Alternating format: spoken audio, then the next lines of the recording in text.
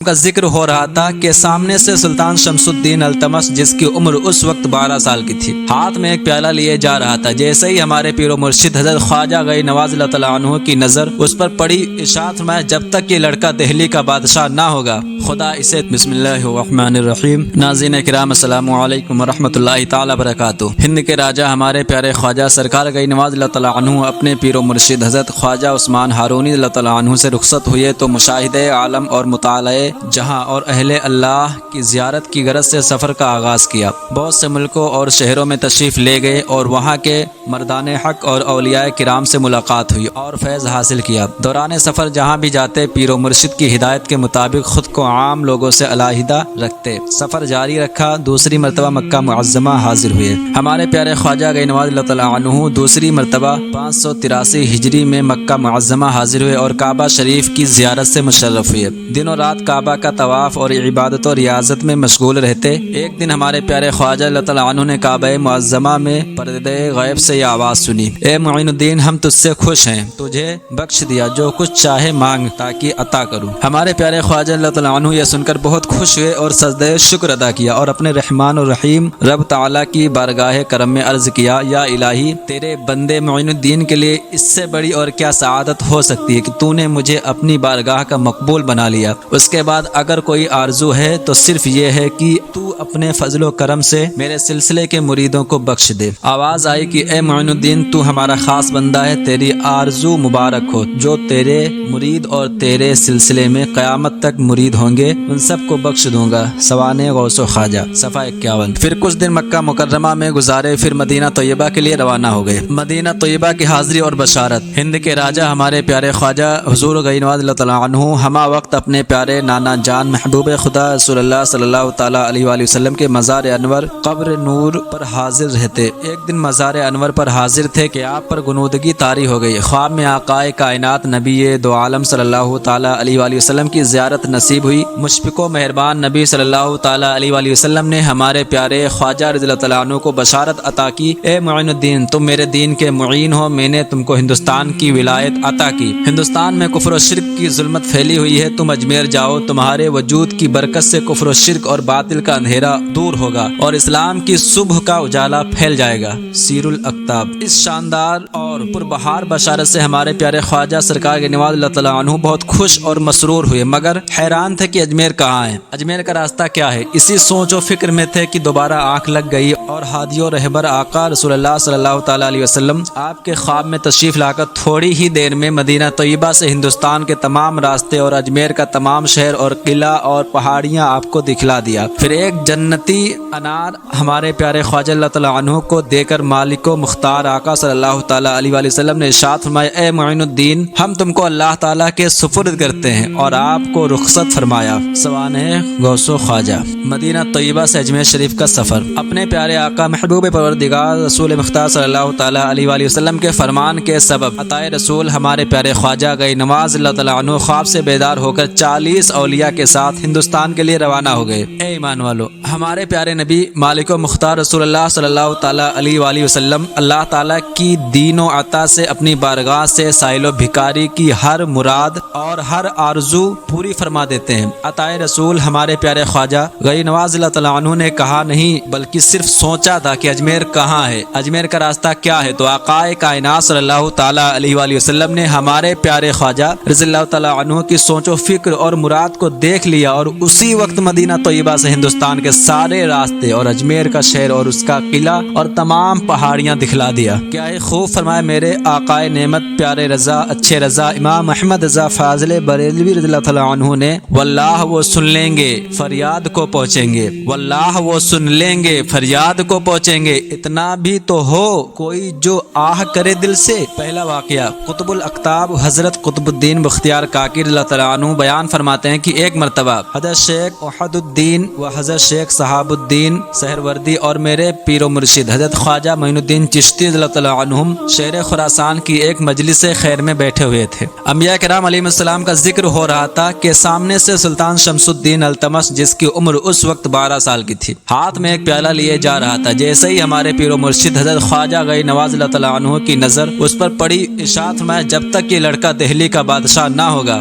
خدا اسے دنیا سے نہ اٹھائے گا۔ فوائد السالکین۔ حضرات، ہند کے راجہ ہمارے پیارے خواجہ حضور گئی نواز اللہ تعالیٰ عنہ کی زبان غیب ترجمان سے نکلا ہوا یہ جملہ تقدیر الہی بن گیا۔ تاریخ ہندوستان شاہد ہے کہ ہمارے پیارے خواجہ گئی نواز اللہ تعالیٰ عنہ کے ارشاد کے مطابق 607 ہجری میں شمس الدین التمش نام کا ایک گمنام شخص طوفان کی طرح اٹھا اور دیکھتے ہی دیکھتے سارے ہندوستان پر چھا گیا، اور ہمارے پیارے خواجہ اللہ تعالیٰ عنہ کی ایک کھلی کرامت بن کر ایک دن شمس الدین التمش دہلی کے تخت پر قبضہ کر کے بادشاہ ہوا۔ جذب کے عالم میں جو نکلے لب مومن سے وہ بات حقیقت میں تقدیر الہی ہے، وہ بات حقیقت میں تقدیر الہی ہے۔ دوسرا واقعہ، ہند کے راجہ ہمارے پیارے خواجہ اللہ تعالیٰ عنہ مدینہ طیبہ سے روانہ ہو کر بغداد معلی، چشت، خرقان، جہنہ، کرمان، استراباد، بخارا، تبریز، اصفہان، ہرات ہوتے ہوئے خراسان کے شہر سبزہ وار پہنچے تھے۔ سبزہ وار کا حاکم یادگار محمد تھا جو متعصب شیعہ تھا۔ شہر کے کنارے اس کا ایک خوبصورت اور پرفضا باغ تھا۔ غور سے سنیے گا، ہمارے پیارے خواجہ ایک دن اس باغ میں تشریف لے گئے۔ باغ میں ایک صاف و شفاف حوض تھا۔ حوض میں غسل کیا اور حوض کے کنارے نماز ادا کی اور تلاوت قرآن میں مشغول ہو گئے۔ اسی دوران یادگار محمد شاہانہ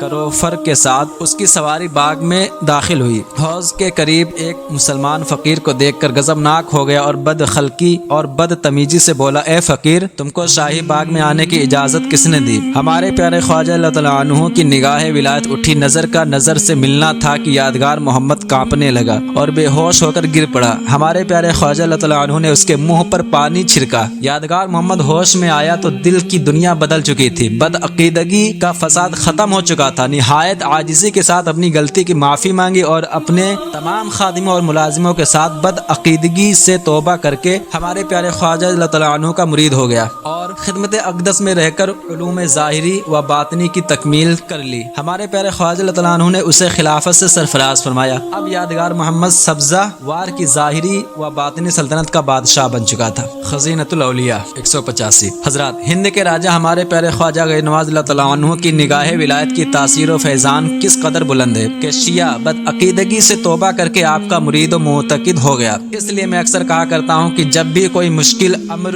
و دشواری پیش آئے تو آپ کی حاجت پوری نہ ہوتی نظر آئے تو سیدھے اجمیر شریف چلے جاؤ اور ہمارے پیارے خواجہ اللہ تعالیٰ عنہ کے مزار انور پر آپ کے روبرو چند آنسوؤں کے قطرے گرا دو۔ اللہ تعالیٰ کے فضل و کرم سے نگاہ خواجہ اٹھے گی اور تقدیر بدل جائے گی۔ غم جہاں کے ستائے ہیں در پر آئے ہیں، تمہارا در ہے کہ دارالعما گئی نواز۔ رسول پاک کے صدقے میں راہ دکھلا دو، بھٹک رہا ہے میرا کارواں گئی نواز۔ بلخ کا واقعہ، ہمارے پیارے خواجہ حضور گئی نواز اللہ تعالیٰ عنہ سبزہ وار سے بلخ پہنچے۔ بلخ میں ان دنوں ایک بہت بڑا نامی گرامی حکیم اور فلسفی شخص رہا کرتا تھا۔ پروفیسر ضیاء الدین حکیم کے نام سے مشہور تھا۔ فلسفہ اور حکمت میں بڑا کمال حاصل تھا۔ پروفیسر ضیاء الدین حکیم اہل تصوف، پیران طریقت اور صوفیاء کرام بزرگوں کا مذاق بنایا کرتا تھا اور اللہ والوں سے بڑا متنفر رہا کرتا تھا اور کہا کرتا تھا کہ صوفیاء عقل و خرد سے عاری اور خالی ہوتے ہیں۔ اس کو اپنے فلسفہ اور حکمت پر بڑا ناز اور گھمنڈ تھا۔ بلخ شہر میں اس کا ایک پرفضا باغ تھا اور اسی باغ میں فلسفہ اور حکمت کا ایک مدرسہ تھا جس میں وہ پڑھایا کرتا تھا۔ ہمارے پیارے خواجہ اللہ تعالیٰ عنہ کا گزر اس علاقے سے ہوا جہاں پروفیسر حکیم ضیاء الدین کا باغ اور اس کی فلسفی درسگاہ تھی۔ ہمارے خواجہ اللہ تعالیٰ عنہ نے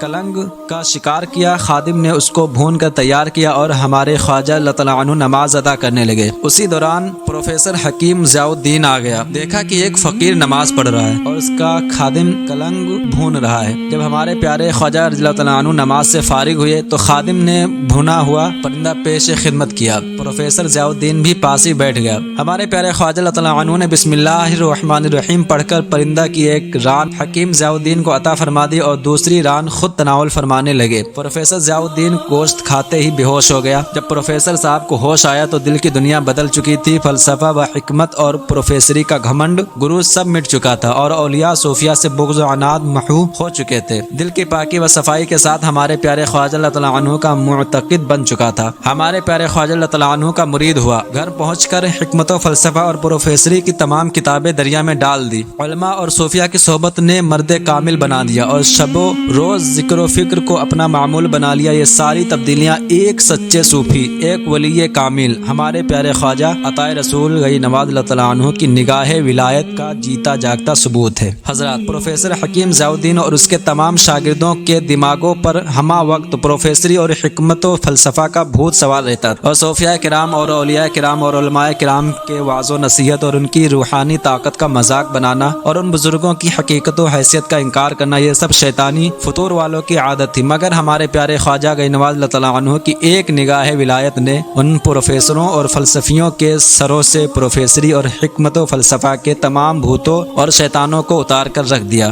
اور صوفیاء و اولیاء کی روحانی طاقت و قوت کو تسلیم کرنے پر مجبور کر دیا۔ حضرات، آج کل بھی کچھ ڈاکٹر، پروفیسر، حکیم، انجینئر اور جدید علوم کے ماہر و اسکالر کہلانے والے حکیم ضیاء الدین فلسفی کی طرح علماء، مشائخ اور صوفیاء کرام کی روحانیت و کرامت کا مذاق بناتے نظر آتے ہیں، جبکہ یہی بگڑے بگڑائے لوگ حکومت وقت کے بنائے ہوئے حاکموں اور افسروں کے وقتی طاقت و قوت کو تسلیم کرتے نظر آتے ہیں، اور ان کی شان میں خطبہ اور قصیدہ پڑھتے دکھائی دیتے ہیں کہ فلاں حاکم و افسر نے کالج میں، اور فلاں افسر نے یونیورسٹی میں، اور فلاں حاکم نے محکمہ پولیس، اور فلاں صاحب نے ریلوے وغیرہ میں جگہ دلا دی۔ اس افسر و حاکم کی پہنچ اور طاقت بہت ہے۔ اے جدید علوم کے ماہر و اسکالر صاحب، جب حکومت وقت کے بنائے ہوئے وقتی حاکموں اور افسروں کی پہنچ اور طاقت کا یہ عالم ہے، تو حاکم مطلق اللہ تعالیٰ نے بھی اپنے محبوب بندوں، اولیاء، صوفیاء اور ہمارے پیارے خواجہ گئی نواز اللہ تعالیٰ عنہ اور ہمارے پیارے پیر دستگیر حضور غوث اعظم اللہ تعالیٰ عنہ کو دین و دنیا کا حاکم اور اپنی مخلوق کا افسر بنایا ہے۔ تو اللہ تعالیٰ کے بنائے ہوئے ان حاکموں اور افسروں کی پہنچ اور طاقت و قوت کا کیا عالم ہوگا؟ مگر ضرورت ہے کہ ہمارے پیارے خواجہ اللہ تعالیٰ عنہ جیسے صاحب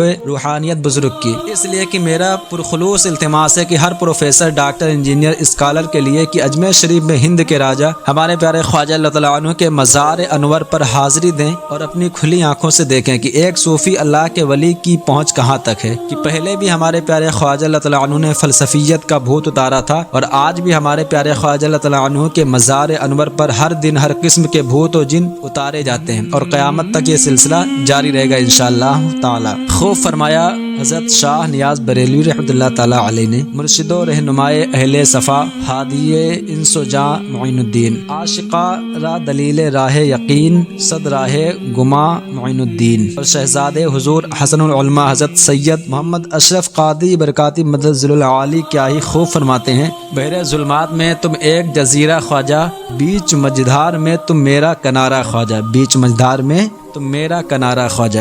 ہند کے راجہ ہمارے پیارے خواجہ حضور گئی نواز اللہ تعالیٰ عنہ بلخ سے روانہ ہو کر سمرقند اور دوسرے صوبوں اور شہروں سے ہوتے ہوئے لاہور پہنچے، اور کئی مہینوں تک حضرت شیخ علی حجویری داتا گنج بخش رضی اللہ تعالیٰ عنہ کے مزار انور و اقدس پر حاضری دی، اور ہمارے پیارے خواجہ اللہ تعالیٰ عنہ نے حضرت داتا گنج بخش رضی اللہ تعالیٰ عنہ کے مزار انور کے پاس ایک حجرہ میں 40 دن تک چلہ کیا، اور وہ حجرہ آج بھی موجود ہے اور زیارت گاہ خلائق ہے۔ اور ہمارے خواجہ اللہ تعالیٰ عنہ رخصت ہوتے وقت حضرت داتا گنج بخش رضی اللہ تعالیٰ عنہ کی روحانی برکات و کمالات سے متاثر ہو کر آپ کی شان اقدس میں یہ شعر کہا جو عالم گیر شہرت کا حامل ہے، اور آج تک حضرت داتا گنج بخش رضی اللہ تعالیٰ عنہ کے مزار انور پر کی لوح پیشانی پر لکھا ہوا ہے۔ وہ اشعار یہ ہے: گنج بخش فیض عالم مظہر نور خدا، گنج بخش فیض عالم مظہر نور خدا، ناقصہ را پیر کامل، کاملہ را رہنما۔ مزاروں پر حاضری دینا ہمارے خواجہ کی سنت ہے۔ اے ایمان والو، آج کچھ بدعقیدہ اور منافق لوگ مزارات اولیاء پر حاضری دینے اور اللہ تعالیٰ کے ولیوں کی قبر سے فیض و برکت حاصل کرنے کو شرک و بدعت کہتے نظر آتے ہیں۔ وہ لوگ اپنے ہوش کو سنبھالیں اور بدعقیدگی اور منافقت سے توبہ کریں۔ اگر اولیاء کرام کے مزاروں اور قبروں پر حاضری اور ان کے فیض و کرم کا حصول کفر و شرک اور بدعت و گمراہی ہوتا تو ہادی ہندوستان ہمارے پیارے خواجہ گئی نواز اللہ تعالیٰ عنہ حضرت داتا گنج بخش اللہ تعالیٰ عنہ کے مزار انور اور قبر اقدس پر حاضر ہو کر فیض و برکت حاصل نہیں کرتے۔ ہادی ہندوستان عطائے رسول ہمارے پیارے خواجہ حضور گئی نواز اللہ تعالیٰ عنہ کے اس عمل سے صاف طور پر ظاہر اور ثابت ہو گیا کہ اللہ تعالیٰ کے محبوب بندوں اور اولیاء کرام کے مزاروں اور قبروں پر حصول برکت اور رحمت کے لیے حاضری دینا اللہ تعالیٰ کے نیک بندوں اور ہمارے پیارے خواجہ اللہ تعالیٰ عنہ کی عادت و سنت ہے۔ حضور اعلیٰ حضرت فرماتے ہیں: تیرے غلام کا نقش قدم ہے راہ خدا، وہ کیا بھٹک سکے جو یہ سراغ لے کے چلے، لحد میں عشق رخے